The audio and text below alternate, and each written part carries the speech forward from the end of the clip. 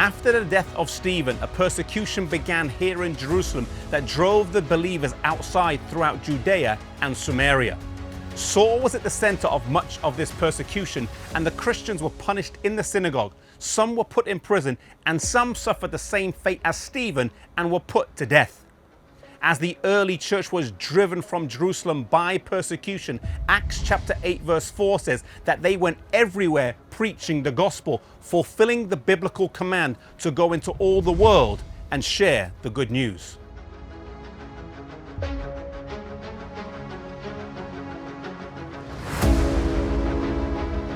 One of the places they would go is the city of Damascus, today in neighboring Syria, with Philip and Peter and John all going to this city as a cluster of new believers was formed.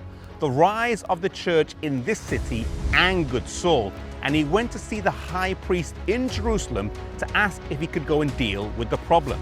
He was given permission to go, and with letters of authority in hand, he headed up to Galilee, over the hills and into Damascus.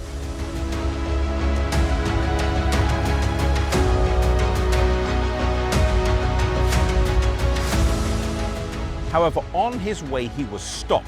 A painfully bright light was in his path, and he heard the words, "Saul, Saul, why are you persecuting me?" He asked who it was, and the answer came back, "I am Jesus." Imagine being on your way to persecute the followers of Jesus, and Jesus himself comes down to see you.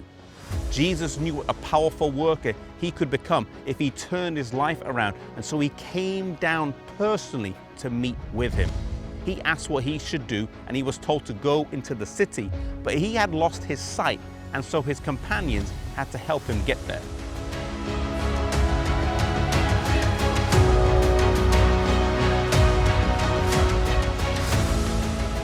There he stayed in the city for 3 days without food or water, and the Lord appeared to a man called Ananias, telling him to go and search for Saul. He was initially hesitant, knowing he was the man who had come to persecute the believers, but he agrees and goes and finds him, and through an act of God, Saul's eyesight is restored. After eating and drinking and regaining his strength, he immediately starts to preach in the city.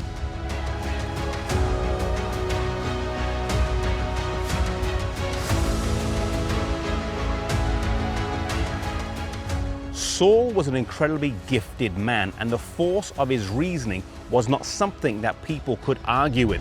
And realizing that they could not battle him theologically or intellectually, the Jews decided to kill him.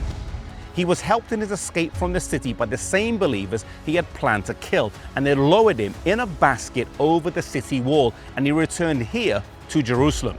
As he came to Jerusalem, he joined with the Christian believers, but many of them were skeptical because, after all, this was the man who had caused so much heartache for the church.